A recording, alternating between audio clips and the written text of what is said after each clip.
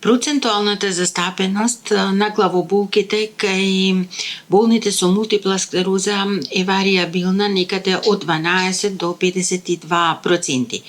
Кај некои од болните главоболките можат да корелираат со наодите на нуклеарна магнетна резонанца со специфични екстензивни лезии во регијата на големиот мозок или во мозочното стебло во понсот.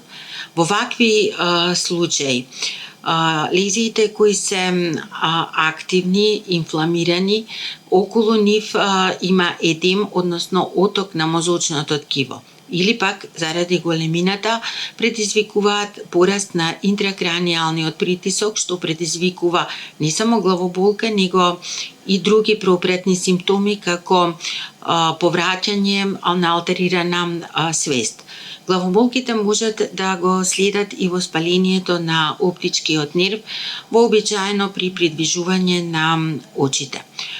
Но главоболките кај овие болни може да не бидат во корелација со наоди на магнетна резонанца. Може да се јават како резултат на спазам на мускулите на вратот, на намалено депресивно расположение или на мигренозна главоболка.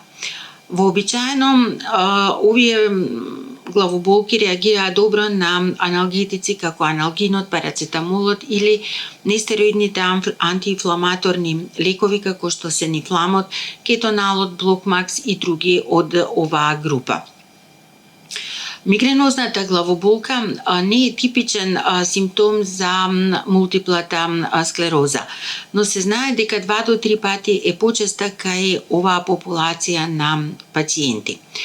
Секогаш кога се работи за лекови или изборот на лековите е неопходно да се направи претходно консултација со доктор.